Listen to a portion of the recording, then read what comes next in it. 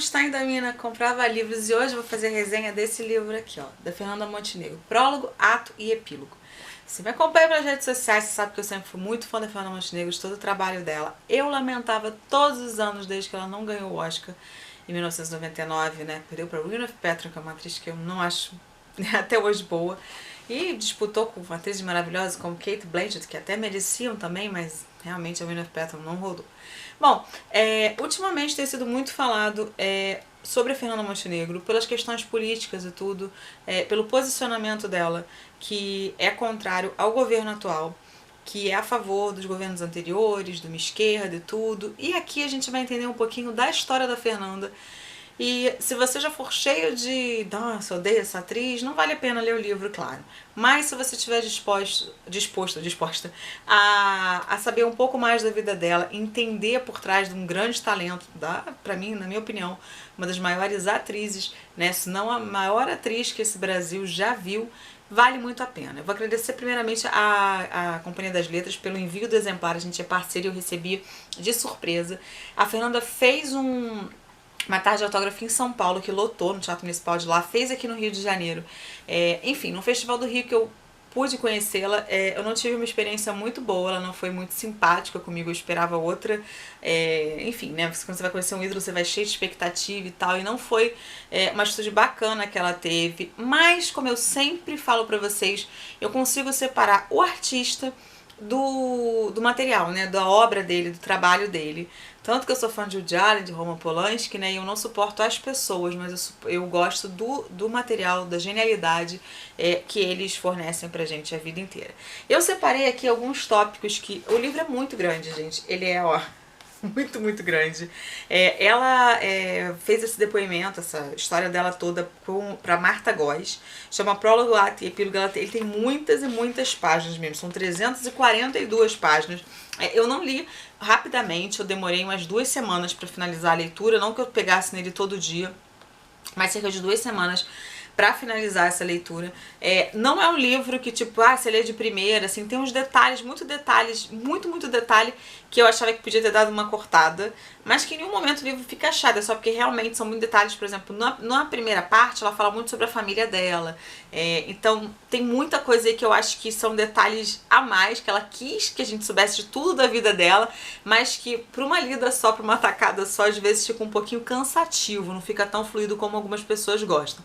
Mas é um livro que eu já aviso a vocês que eu super recomendo. Se você é fã da Fernanda Montenegro, se você quer saber mais, se você é atriz ou enfim, se identifica com a Fernanda, esse aqui é um livro muito bacana. Eu separei 11 na verdade, né, questões que tem no livro e que eu achei bacana dividir com vocês. Tive que anotar, porque enfim, foram 2 semanas, minha memória não é das melhores. A primeira é que ela fala sobre a família dela, que veio da Itália. E isso eu também lembro da minha, onde era contado que aqui, né, quando teve a guerra e tudo, antes da Primeira Guerra, da Segunda, durante, os italianos eles eram muito maltratados, eles não eram vistos como hoje são vistos como europeus, né?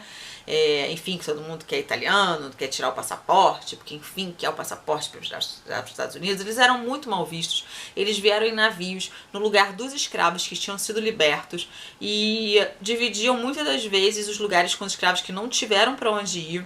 Toda aquela questão de abolição, né, que foi mega mal planejada, e eles comeram literalmente o pão que o diabo amassou. Muitos deles não recebiam salário, eles recebiam em troca comida, a casa, né, mas trabalhavam como escravos. Então a Fernanda tem essa história na família dela e é descrita com muitos detalhes na primeira parte. Bom, segunda coisa que eu vou falar é o nascimento dela, em 1929, no bairro de Campinho, que ela explica que é um bairro carioca que fica entre Jacarepaguá, Cascadura e Madureira. Eu, particularmente, sendo carioca há 40 anos, não conhecia esse bairro, acho que nunca passei por ele. E relata a vida dela com os pais dela, com a avó, que sempre foi muito unida, e que faleceu com 60 e poucos anos. E por causa da avó ser imigrante, eles tinham sempre uma mudança de casa, ela gostava mais de um quintal, esse quarto é melhor, então ela se acostumou a não ter uma residência fixa durante a vida dela toda. Outra coisa que é muito interessante dizer, terceira coisa que eu anotei, é que os pais dela sempre foram cinéfilos, eles viam 3 filmes por semana. Então é claro que Fernanda sempre foi ligada muito à cultura. Quarta coisa é a depressão que ela teve na adolescência. Quando na escola tinham 10 matérias, inclusive latim, e ela se sentia humilhada, incapacitada, ela não estava gostando do que ela estava estudando, não estava vendo um rumo, e os pais dela, como nunca pensaram nela ir para a faculdade, o que eles fizeram? Eles deram apoio para ela largar os estudos e ir trabalhar, fazer uma escola de secretariado chamada Berlitz, onde ela aprendeu inglês, francês, datilografia, e ela começou a trabalhar. Então aí ela tinha 15 anos. Isso seria um absurdo hoje em dia, mas naquela época era super comum. Você certamente já deve ter ouvido alguém, bisavô, avô, falar: na minha época eu trabalhei com 14 anos e era legal, agora isso é ilegal. E realmente a lei mudou e os pensamentos são outros. Então isso é bem bacana da gente ver, né, como é que ela acha que isso era correto também, né, porque ela viveu isso, enfim. A quinta coisa é que ela sempre amou o rádio, e um belo dia, passando pela Rádio MEC, ela entrou, se inscreveu e foi chamada meses depois por telegrama para ler lá um texto. Ela acabou participando de novelas, foi aí que ela começou a fazer rádio, a ler novelas no rádio. Então ela leu sobre os Garibaldi, enfim, leu várias coisas, e ela ela era menor de idade. Os pais dela nem acreditaram quando isso aconteceu. Mas também não levavam muita fé de que iria ser uma carreira longa, né? E jamais poderia imaginar que ela viraria Fernanda Montenegro. A sexta coisa é que Fernanda conheceu Fernando Torres, por quem foi casada durante 60 anos, ficou junto durante 60 anos, na rádio. Então ele era de uma rádio, ele era de outra. Ele largou um emprego na Pan Air, né, que era uma companhia aérea super famosa. Então assim, ele largou um emprego que era super reconhecido para seguir a carreira de ator. Ela também começou a seguir a carreira de atriz, então. E ela cita também, quando ela fala dele, sobre a virgindade. A virgindade naqueles tempos, ela diz que a virgindade era uma obrigação e não uma opção. E ela achava que era uma opção para ela não achava uma obrigação, mas ao mesmo tempo eles tinham todos os medos, né? Não tinha pílula, o aborto era o que até hoje é crime, então não tinham meios, né, de você interromper uma gravidez. Ela tinha muito medo disso, que acabou adiantando aí o casamento dela com o Fernando, e foi na igreja para os pais aceitarem melhor. Ela casou na igreja católica, mesmo a contragosto do marido. E aí a sétima coisa é que ela se culpa até hoje, porque ela sempre foi considerada uma mulher muito feminista, mas pela criação dela, ela nunca conseguiu se desvencilhar de ter que servir, de achar que tem que servir o marido e os filhos na mesa. Então ela sempre fez isso, mesmo se sentindo culpada. Ela até fala sobre a amamentação, né, que é uma dádiva da mulher e tudo. Assim como também ela envolve a questão de ter filhos, ela sempre quis ser mãe, ela respeita quem não quer ser mãe. Então ela aborda bastante assim como ela sempre quis ser mãe, do Cláudio, da Fernanda, então, e conta também o nascimento dos filhos dela e como foram as gravidezes que a Fernanda teve. Uma delas até ela teve uma doença, e aí ela acabou achando que foi na época da talidomida e tal, que foi na época do Cláudio. Ela achou que a criança ia ter algum defeito, uma deficiência, e aí, correta deficiência, e aí a criança não nasceu com nenhuma deficiência, então ela acredita muito ligada à religião para isso, né, para agradecer a Deus que o filho dela nasceu sem nenhuma deficiência. Outra coisa que ela toca no assunto é que ela começou a fazer muito teatro, que o primeiro presidente do regime militar, o Castelo Branco, sempre sentava na plateia, na parte da frente, e adorava e assistiu várias peças dela.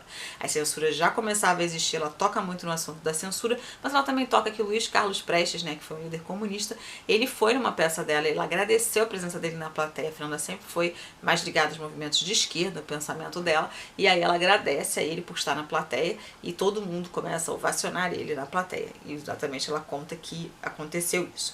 Nona coisa é que na década de 70 ela participava de passeatas com o marido, e também participava de várias palestras onde José Dirceu, que hoje está preso, também fazia parte. Ela diz que deve ser uma pessoa muito focada e tal, ela até elogia ele.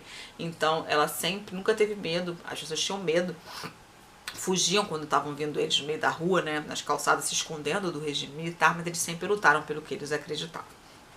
Décima coisa é que a censura começou a pegar, e aí ela fala sobre a Cacilda Becker, né, que ela tinha um cargo no governo, então ela tinha um olhar voltado para a questão teatral, né, e para contra a censura. Então ela falava o que ela pensava muitas das vezes não adiantava muito.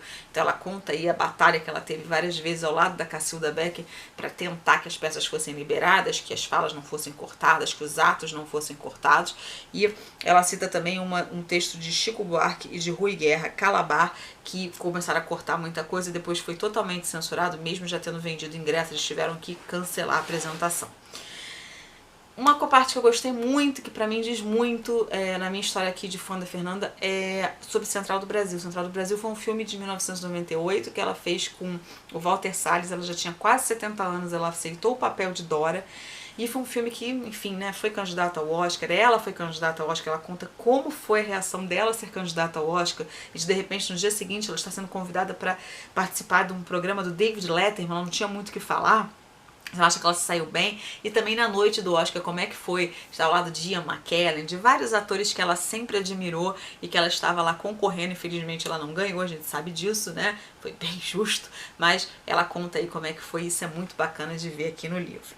Eu vou terminar aqui essa resenha para vocês, não posso falar tudo sobre o livro, dizendo uma frase que ela diz no finalzinho do livro, que é do Nelson Rodrigues, na verdade, mas que diz muito sobre a Fernanda Montenegro, que é: aprendi a ser o máximo possível de mim mesma. Essa frase do Nelson Rodrigues, ela já fez uma peça falando sobre isso, mas eu acho que resume bem o que eu aprendi ali lendo sobre a Fernanda. Então fica aqui minha grande admiração pela artista, né? E é isso, gente. Espero que vocês tenham gostado desse vídeo. Se vocês gostaram, deixa seu like. Vou deixar o link de compra aqui embaixo desse livro, do e-book, tudo. Vocês comprando pelos meus links, vocês não pagam nada mais por isso. E ainda ajuda a manter o canal e fazer promoções, tá bom? Muito obrigada. Obrigada, Companhia das Letras. Um beijo grande. Eu vou ficando por aqui. Tchau, tchau.